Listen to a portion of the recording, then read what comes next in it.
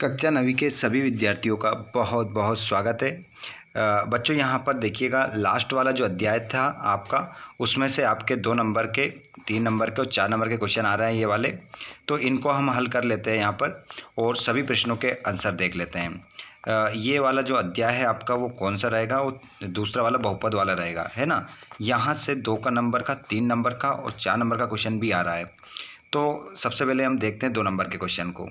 तो पहला क्वेश्चन आप यहाँ पर देखेंगे, पहले क्वेश्चन को समझेंगे, उसके बाद में इसका आंसर देखेंगे। सत्यापित कीजिए कि दिखाए गए मान निम्नलिखित स्थिति में संगत बहुपद के शून्यक है अथवा नहीं।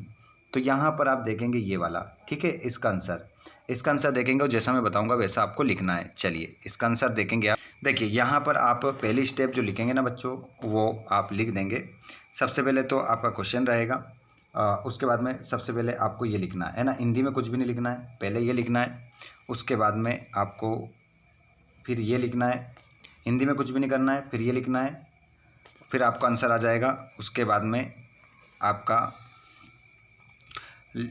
यहाँ पर, उसके बाद आपको लिख देना है। आंसर ही आपका यहाँ पर आ चुका है। तो इसमें आप बस इतना लिख दीजिए। इसमें आप ये लिख देंगे कि शून्यकों का सत्यापन करें। ये लिखने की आवश्यकता नहीं है आपको, ये लिखने की आवश्यकता नहीं है। क्या लिख देंगे? चूँकि पी कोष्टक में 1 बराबर 0 और p कोष्टक में -1 बराबर 0 दिए गए मान x बराबर 1 और x बराबर -1 बहुपद p x बराबर x की घात 2 -1 के शून्यक हैं। बस इतना आपका आंसर होगा इसमें। प्रश्न क्रमांक आप अगला देखेंगे, 8वां वाला है, गुणनखंड ज्ञात कीजिए। इसका क्या करना है? गुणनखंड ज्ञात करना है। जितना आपको बताया जाएगा उतना ही आपको लिखना है। तो यहाँ पर आप देखिएगा, सबसे पहले तो गुणनखंड ज्ञात करना है, तो आपको सबसे पहले ये लिख लेना है। उसके बाद में दूसरे स्टेप में आपको ये लिख देना है। उसके बाद में यहाँ पर आपको तीसरे स्टेप में आपको ये लिख देना है। हिंदी में कुछ नहीं लिखना है, ठीक है। ये आपको केवल समझाने के लिए है और आपका यही आंसर हो जाएगा, ठीक है। यही आपका करेक्ट आंसर इसमें हो जाएगा। आपका आंसर यहाँ पर राइट हो जाता है। उसके बाद यहाँ पर प्रश्न क्रमांक आपका अगला है, गुणनखंड ज्ञात कीजिए। तो इसका हमें क्या करना है? गुणनखंड ज्ञात करना है। तो इसका भी आंसर देख लीजिए। सबसे पहले इसमें आपको क्या लिखना है? यहाँ पर ये लिखिएगा इतना, उसके बाद में आप इतना लिखेंगे, फिर इतना लिखेंगे। उसके बाद में नीचे आ जाएंगे हम, और यहाँ पर आपको जो लिखना है वो यहाँ से यहाँ तक लिखना है। उसके बाद नीचे आप आएंगे और आपका ये हो जाएगा क्या? आंसर। ये है आपका आंसर हो जाएगा। इतना लिखकर आपको छोड़ देना है, ठीक है। तो यहाँ पर आप बस इतना ही आपको लिखना है। उसके बाद में नेक्स्ट क्वेश्चन आप देखेंगे, क्वेश्चन नंबर आपका रहेगा 10वां। सर्व समीकरण का उपयोग करके निम्नलिखित गुणनखंड का गुणनफल ज्ञात कीजिए। तो इसका गुणनफल ज्ञात करना है। और 11वें में आपको क्या करना है? 2x + 1 की घात 3 का प्रसारित रूप लिखिए। तो 10वां और 11वां हम आंसर देख लेते हैं। ये 10वां वाला क्वेश्चन का आंसर रहेगा। सबसे पहले तो हमारा क्वेश्चन रहेगा, इसको हम इतना लिखेंगे। उसके बाद में इस प्रकार आप इस सर्व समीकरण का उपयोग करेंगे।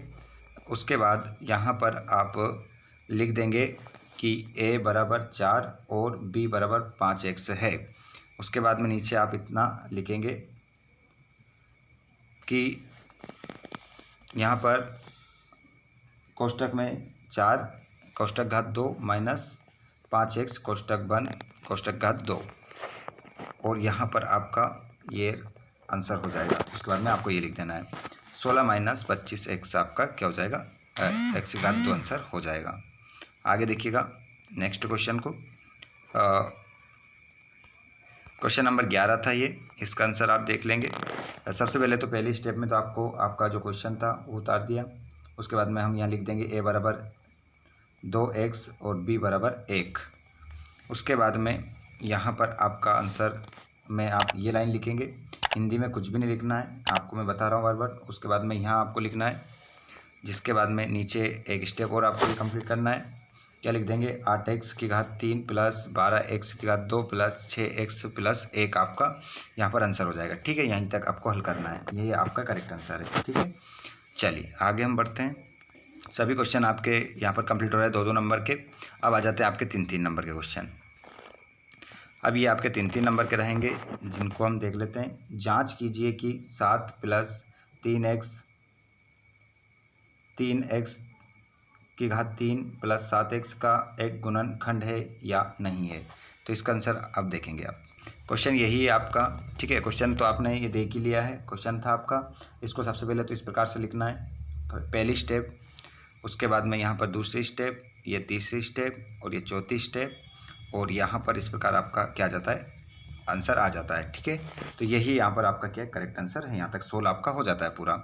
उसके बाद में क्वेश्चन नंबर आप अगला देखोगे 13वां, गुणनखंड के प्रमेय लागू करके बताइए कि जी कोष्टक में x, p कोष्टक में x एक गुणनखंड है या नहीं है। तो ये तो आप अपने पहले स्टेप में उतार ही देंगे। उसके बाद में इसके आगे का हल देख लीजिएगा।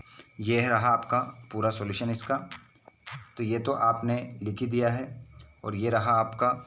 उसके बाद में ये रहा और यहाँ पर अब आंसर हो जाता है आपका p कोष्टक में -1 कोष्टक बंद बराबर 0 आपका आंसर हो जाएगा। चलिए नेक्स्ट क्वेश्चन को देख लेते हैं। क्वेश्चन है आपका अगला, जिसमें आप देखेंगे k का मान ज्ञात कीजिए, जबकि x -1 px कोष्टक में बराबर x की घात 2 प्लस x प्लस k का एक गुणनखंड है, और सीधे गुणा किए बिना गुणनफल ज्ञात कीजिए। तो यहाँ पर उपर्युक्त सर्वसमीका का उपयोग करके का प्रसार लिखिए, और उपर्युक्त सर्वसमीका का उपयोग करके 102 कोष्टक घात 3 का मान ज्ञात कीजिए। तो यहाँ पर हम देख लेते हैं क्वेश्चन नंबर 14वां का आंसर। सबसे पहले आपको जो लिखना है वो ये लिखना है स्टेप, फिर ये लिखना है दूसरी, उसके बाद में ये तीसरी और ये चौथी, और यहाँ पर आपका करेक्ट आंसर ये हो जाता है, ठीक है। ज़्यादा बड़े कोई क्वेश्चन नहीं है, इतना आपको लिखना है, ठीक है, क्योंकि लिखा हुआ आपको यहाँ पर बता नहीं सकते। अगर ऐसे ही बोलने लगेंगे तो बहुत समय हो जाएगा, क्योंकि बहुत बड़ा पेपर है ये और बहुत क्वेश्चन है इसमें। चलिए क्वेश्चन नंबर 14 देख लिया हमने, 15 देख लेते हैं। यहाँ पर देखिएगा इसका आंसर, ये 15वां का आंसर रहेगा। 95 × 105 बराबर कोष्टक में 100 - 5, तो 100 + 5 और बराबर 100 की घात 2 - 5 की घात 2। तो इसको आगे आप लिखेंगे, इस प्रकार से लिखेंगे, ये स्टेप रहेगी आपकी, इस प्रकार लिख देंगे, और यहाँ पर हो जाएगा 10,000 - 25, तो 9,975 आपका इसमें आंसर हो जाएगा, ठीक है। अगला क्वेश्चन ये रहा क्वेश्चन नंबर 16, जिसमें आप सबसे पहले ये स्टेप लिखेंगे, उसके बाद नीचे आएंगे, हिंदी में कुछ भी नहीं लिखना है, ये तीनों स्टेप आप लिखिएगा तीनों। उसके बाद में ये चौथी और पांचवी में आपका क्या आ जाता है, ये आंसर आ जाता है, ठीक है। इसमें थोड़ी सी एक और स्टेप और बच जाएगी, ये लास्ट वाली स्टेप थी आपकी, स्टेप थी, ये वाला आपका आंसर हो जाएगा, ठीक है। चलिए आगे हम बढ़ते, यहाँ पर क्वेश्चन नंबर आप देखेंगे 17वां क्वेश्चन देखेंगे आप। यहाँ पर 102 कोष्टक घात 3 का मान ज्ञात करना है, तो इसका आंसर देख लीजिए। ये रहा आपका 17वां क्वेश्चन का आंसर। तो सबसे पहले आप क्या करेंगे, इस स्टेप को यहाँ पर लिखेंगे, ठीक है। सबसे पहले तो आप एक स्टेप यहाँ की लिखिए कि a बराबर क्या है 100 और b बराबर क्या है 2। अब उसके बाद में यहाँ पर आप क्या करेंगे, स्टेप नंबर ये आप लिखेंगे। उसके बाद में यहाँ पर आप ये लिखेंगे, हिंदी में कुछ भी नहीं लिखना है, ये केवल समझने के लिए है, और फिर आप ये लिख देंगे, और यहाँ पर आपका ये इस प्रकार से करेक्ट आंसर हो जाता है। और यहाँ पर आप क्वेश्चन नंबर कौन सा, अपना 20वां देख लेंगे। 20वें क्वेश्चन का आंसर आप यहाँ पर देख लीजिएगा। यहाँ पर 2 क्वेश्चन अभी मैं लिखा हुआ आपको बता दूंगा, उससे पहले 20वां देख लीजिए, 4 नंबर का रहेगा ये आपका। देखिए ये क्वेश्चन नंबर 20वां रहेगा आपका। सबसे पहले आपका जो क्वेश्चन है वो तो ये है, ठीक है, यही लिखना है, हिंदी में कुछ नहीं लिखना है, आपको समझाने के लिए केवल। उसके बाद में आपको बस यहाँ पर क्या करना है, ये लाइन आपको लिखना है, ये लाइन आपको लिख देना है, और यहाँ पर आपका नीचे आंसर लिखा हुआ है ये लिख देना है, ठीक है। और आंसर ये इतना आपको लिखना है, अगर इतना भी नहीं लिखोगे तो ये हमारा आंसर यहाँ पर हमने दे दिया है, ठीक है। चलिए आगे देख। उसके बाद में यहाँ पर क्वेश्चन नंबर आप देखेंगे अपना 21, वास्तव में घनों का परिकलन किए बिना -12 घात 3 प्लस 7 की घात 3 प्लस 5 की घात 3 का मान ज्ञात कीजिए। तो इसका आंसर भी देख लीजिए, ये रहेगा आपका इसका आंसर। तो यहाँ पर सबसे पहले पहली स्टेप आपकी जो होगी वो ये हो जाएगी, उसके बाद में दूसरी आपकी ये स्टेप रहेगी, इतना लिखना है आपको अपनी कॉपी में। उसके बाद में ये 2 स्टेप आप ये 3 स्टेप ये लिख देंगे और आपका -1260 आंसर हो जाएगा। ठीक है, ये आपका इसमें आंसर निकल कर आ जाएगा। आगे चलिएगा। उसके बाद में क्वेश्चन नंबर आपका रहेगा अगला। तो नीचे दिए गए आयत में उसका क्षेत्रफल दिया गया है, लंबाई और चौड़ाई के लिए संभवतः व्यंजक लिखिए। क्षेत्रफल उसका ये दे रखा है। अब देखिएगा इसका आंसर देखेंगे आप, ये रहा इसका आंसर। ठीक है, सबसे पहले आप लिखेंगे यहाँ पर, देखिएगा पहली स्टेप सबसे पहले आपको ये लिखना है। उसके बाद में आपको ये लिखना है, हिंदी में कुछ लिखना नहीं है। और यहाँ पर आपका जो करेक्ट आंसर निकल कर आ जाएगा वो आ जाएगा 5a-3 5a-4। और यहाँ पर आपका जो अगला क्वेश्चन रहेगा उसका देखिए, सबसे पहले तो ये लिखेंगे आप, उसके बाद ये आपको लिखना है और आपको बस यही इतना ही हल करना है, इसमें इसका आंसर हो जाएगा आपका। तो यहाँ पर अमन ने जो क्वेश्चन अभी देखा है वो देखा है 23वां, 22वां, 21वां, 20वां। इस प्रकार संपूर्ण सॉल्यूशन यहाँ पर आपका प्रश्न बैंक का कंप्लीट हो जाता है।